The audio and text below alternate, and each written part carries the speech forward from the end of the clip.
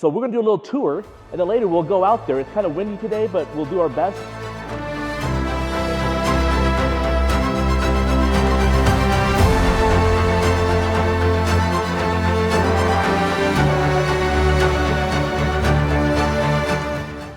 Hey guys, welcome. We are here at the Noah's Ark Visitor Center that was built in 1987 by the Turkish government. This site overlooks the nuh'un site that we believe is Noah's Ark. It's the Drupanar Noah's Ark site found by Captain Drupanar in 1959. Now this building has been renovated a couple times, but they recently announced in the news, I think it was about a year and a half ago, that they're going to replace this building with a brand new facility that will look like Noah's Ark. Have a low profile and look like a boat shape. And so we're very excited based on what we've seen in the news and talking to those involved. So we're going to do a little tour, and then later we'll go out there. It's kind of windy today, but we'll do our best. But right now I'm going to show you what we have here, because we'll miss this place, even though it will be replaced with a new museum. I still want to show you guys what's in it. And so yeah, let's do the tour. Okay, so the first thing you'll notice when you come into the building, so it's an octagon shape, like circular building. In the middle, we have these displays here. And so we just added this. It was almost 2 years ago we put these in. And it gives the tourist an idea of what this whole place is about. Kind of gives a visual representation of the Ark history and the research.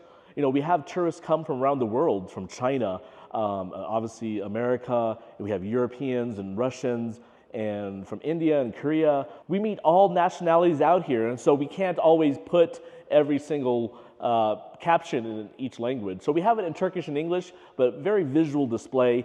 The first thing you'll see here is we misspelled the Captain Ilhan Drupanar's name, sadly. But this is the guy who found the site. He was an army captain working as a cartographer for the Turkish military, and he was looking down at the maps, drawing out the maps for this area of eastern Turkey. And so as he was looking at these images, he spotted this boat formation. And this is actually the photograph that he saw where he discovered the boat shape in it. And it popped out right at him. You know, he's looking down on his table there at his job, and he sees this shape. Now, there's no other shape like this.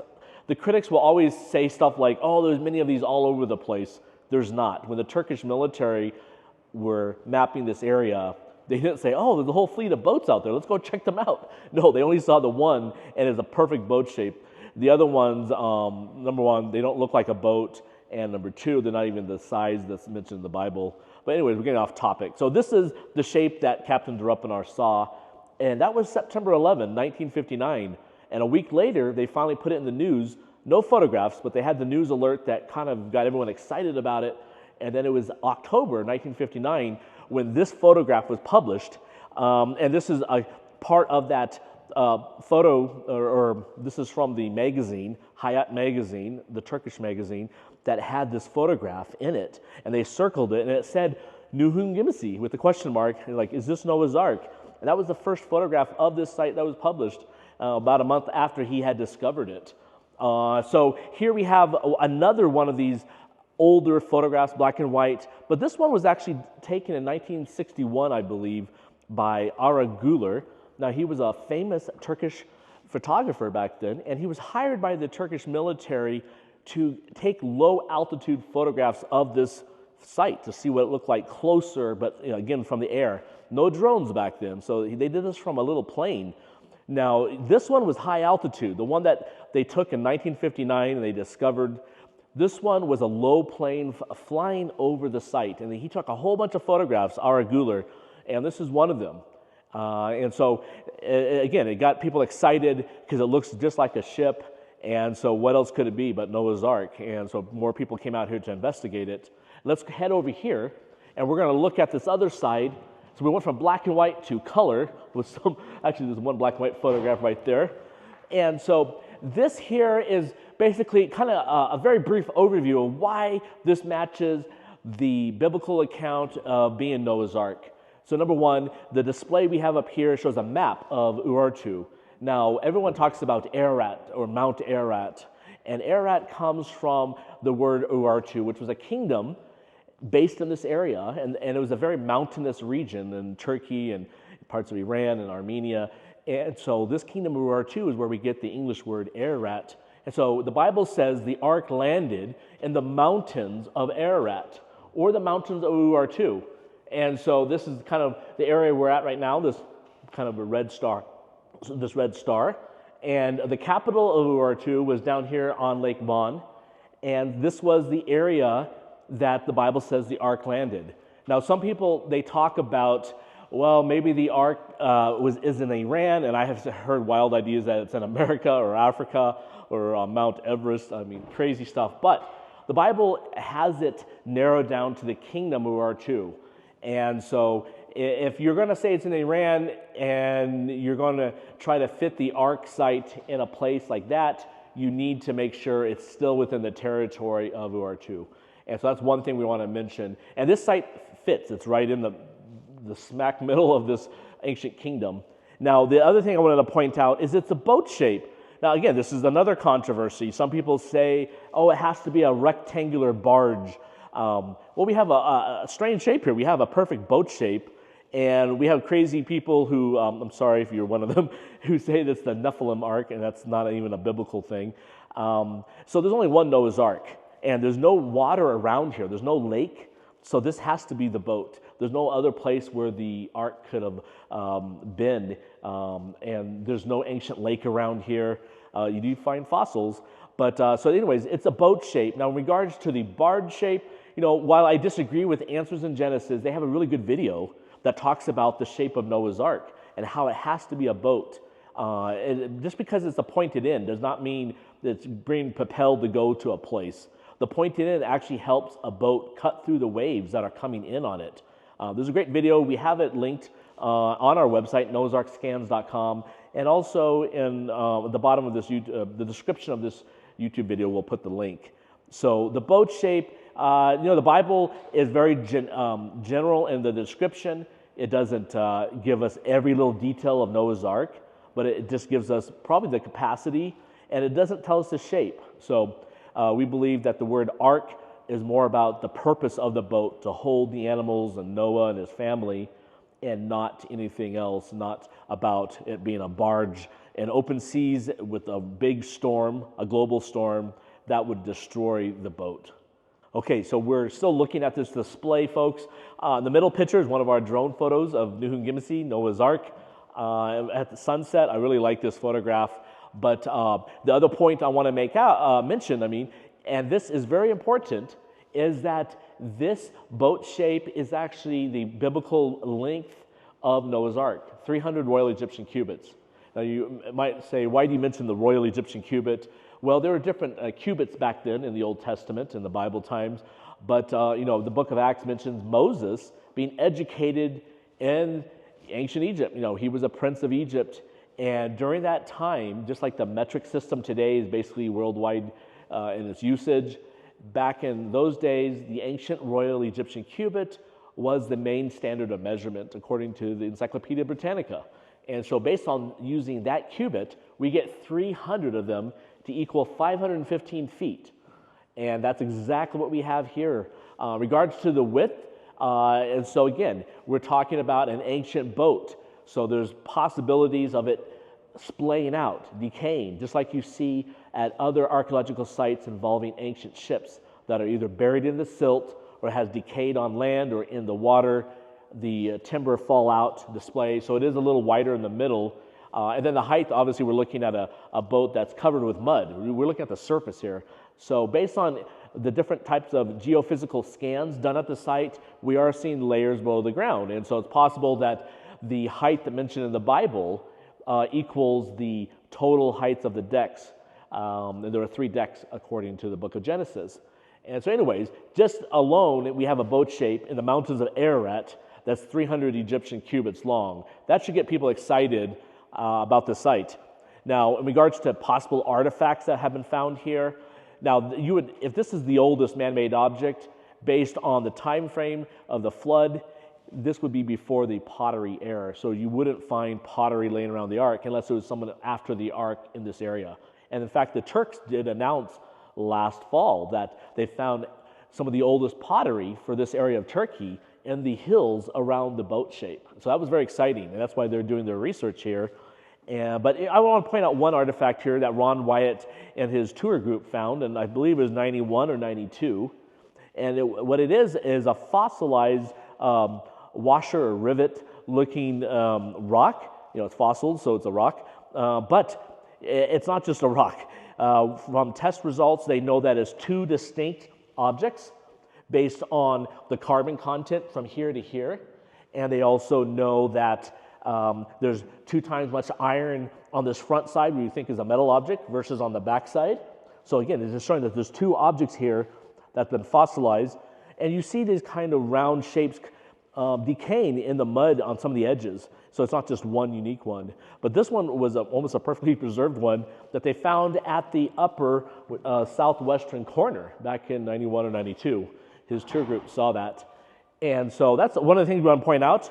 There's also, we don't have a photograph on this display. We didn't have space. But Ron found what he believed was a fossilized deck timber. And that was found about less than 2 feet below the surface up in this area. So this is the northern or downhill end of the boat. And that was uncovered by the Turkish soldier when Ron was demonstrating the radar when they were dedicating the building of this place that we're in. So that was 1987. And they dug it up and they gave the timber to Ron, and he took it back to America to test. And so he believed that this site would still have much more fossilized wood below the surface there. Now, an excavation would show that, and so we hope someday that can be done, or some type of core drilling that could show what's below the surface of the boat shape. So let's continue on to the next display, our final one, and then we'll give you a tour of the rest of the building. Now, this is a wooden panel building, and they did this renovation with the wood in place in 2017. Before that, it was just cement and kind of painted an awful color. But now it's kind of like you're inside the boat. I like the wood look with the wood floors. Anyways, so the next piece of evidence that we put in this middle display is the geophysical scans. Now, these are very important because this type of technology lets you peer below the surface. And they use 3 or 4 different types of geophysical technologies, and we'll talk about them. But so the very first ground-penetrating radar used in Turkey was done at this site. And this was back in 1984, 85, I believe. I think it was 85. So here is one of the scans done, one of the earliest or first scans done by Ron Wyatt and David Fasold. And this was done about 75 feet from the pointed uphill end, the southern end. And this was, an older device. I think this was a 500 megahertz antenna, meaning it gives you high resolution, but doesn't penetrate as deep. But they were able to pull out this very exciting data that was even shown in the United States on television. And the vice president of the manufacturer for this radar, he pointed out on TV that these reflections, these patterns you see there, are too periodic, meaning it's not something just randomness that you would normally expect if this was just a natural object full of rock and mud. And so anyways, this was with the 500 megahertz antenna, and it was analog machine, so it was printed out on paper back then. Now, fast forward to 2019, we were able to bring out an independent group that was able to scan the boat with 250 megahertz and a 100 megahertz antenna. The whole ship was scanned with these 2 antennas, and then we were able to scan 3 areas with the 250 megahertz antenna in a zigzag pattern to get a better idea of what's going on in those areas, kind of like a special survey. But at any rate, we scanned the whole boat. This was 2019, and it happened to be at the same time that the Science Channel was here. They had a production team wanting to film this site, and they were able to film some action. And so that was later aired on the Science Channel about the work. And the most important thing that came out of it, you'll see right here, are these angular structures found 7 meters down by the archaeologists who reviewed the data. And then these linear structures found 3 meters down, about 9 feet, on this eastern edge of this valley. And so this area and this area are really exciting to us because it's showing possible man-made structure below the ground there. And so this is the 2019 scan. Now there's also, most people know this, but if you don't, there's also ERT scans done. in 2014 by John Larson in New Zealand. And I was here with two videographers, a photographer, and a videographer, and we documented the work that was being done. And so those scans were showing that there's possible layers, 3 decks below the ground, and a possible hull-shaped object much further than we imagined, deeper in the side of the mountain. And so those are online. You can go to noahsarkscans.nz or NZ and check out his website. And so anyways, these are some of the geophysical surveys done that show there's something there. Again, you need a ground truth, you need to core drill or do an excavation. And so we're hoping that will still be done in the future. Okay, we're just going to show a couple new posters we put up. And again, the visitor center is going to be replaced, they say, this year, but they said that last year too. But anyways, these are some brand new drone photos. And I didn't realize the size when I printed them. We had to cut it in half. We might replace this one because we have better ones of Noah's Ark. But this was one complete photograph. You can see Atarada or Mount Ararat, the lesser and greater, the 2 peaks there. And then you can see the boat shape Drupanar site right here. Now, over here is really cool because if you want to see fossils from this area, we have a collection done by many different people of different rock specimens and fossils. So I'm just going to point out a couple. You can see fossilized coral. And this coral, they were all found in the mud flow or above it. Above the Ark site, you will see there's a limestone ridge. And so right below that, there's a lot of fossilized coral. And then going through the mud flow, you'll see it too. And then about I don't know if it's a mile away, it's right over the ridge there to the east, you'll find a whole bed of fossilized seashells.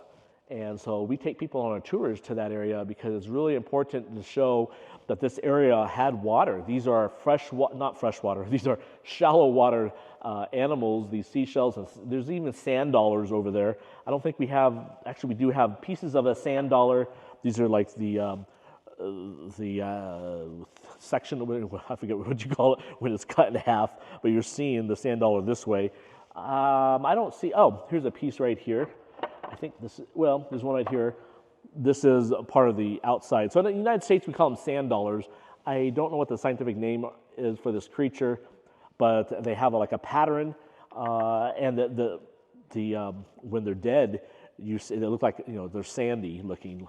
And here's another piece of it here. So they call them sand dollars in the United States. But you can see a lot of seashells. So like here's a good one that has, look at all these shells. And if you look really close, you'll notice that we have some really good specimens showing that, but that the shells are not fossilized. And so that's really cool. That's one thing about these shells, that some of them, you actually can see the shell still in it. So if it's millions of years old, we're wondering how did they not get fossilized. Just a couple little things here. If you do come before they build the new building, we have a guest book. This is our second one we bought. That's filling up. We have people from around the world. Now, right now, because it's wintertime, we have a lot of Turks who are tourists coming out here versus foreign tourists. But we have a couple of books. We'll have some new ones on display soon. But here are some other ones by Jem Serdersen and Dr. Farouk Kaya, who's our good friend from the university. And then we have our flyers. You want to learn more, you can go to noahsarkscans.com. And so, yeah, we have some scientific papers you can read. These are actually on our website. You can download it from there. Okay, this is our final area. Then we're going to give you a brief overview of everything around the property here. But I just want to point out these photographs that are on the side of this wall. And they're very important ones because these are historical photos showing mainly Captain Drupanar, who discovered the site. Now, he discovered it, but no one took it serious. And it was Ron Wyatt's hard work in the 1980s and 90s who really brought the site to the world's attention. So, he gets the credit for finding the site. Ron gets the credit for promoting it around the world and for all his hard work. So you can call them, both of them, as discoverers of Noah's Ark.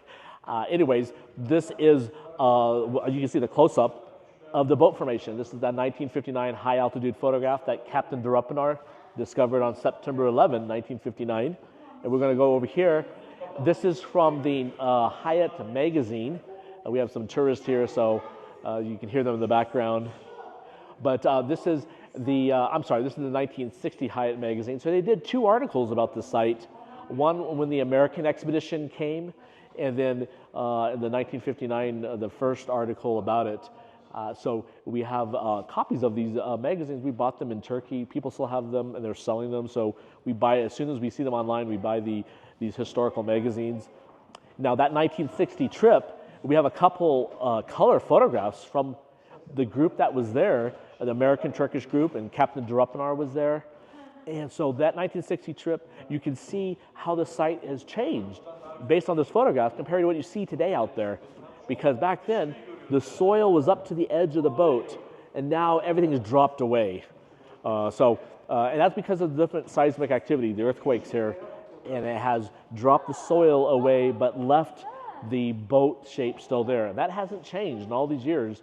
The boat has always been there in the same shape. There's some decaying going around the edges, but the boat size and shape has always been the same. But the mud flow all the way around it has constantly changed. So something's keeping the shape together. We believe it's the buried remains of Noah's Ark.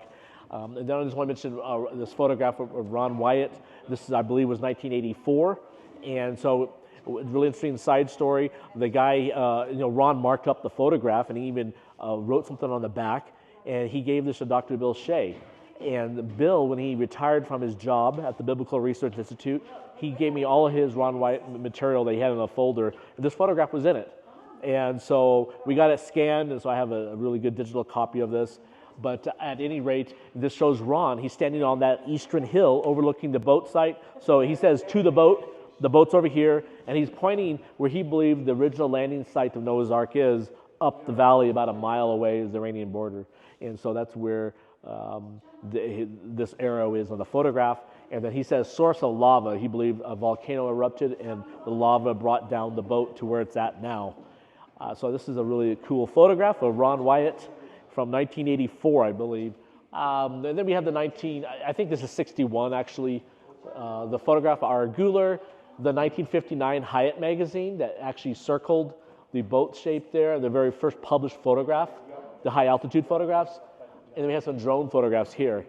But now we're going to just give you a tour going outside, and then we'll end it there. It's kind of windy today, but it kind of gives you an idea of what this building's been here since 1987. So it has seen a lot of tourists, and it had a lot of usage all these years. And so we're very excited, though, about the new building that will come.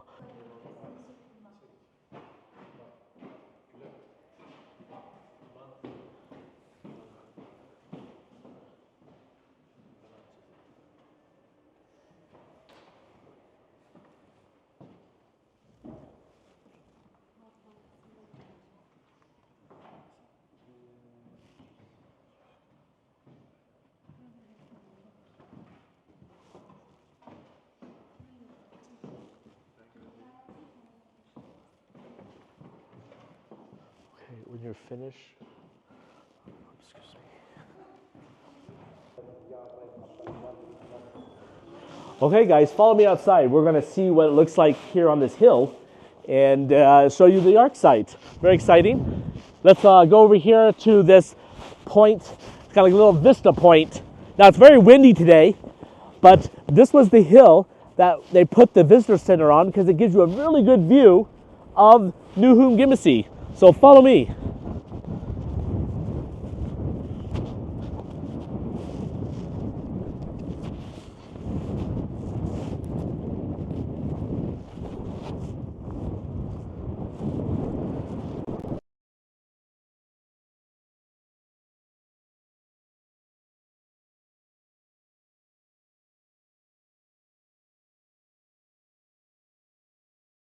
I can't talk in this wind, but we end up getting thunderstorms and have a rainbow afterwards.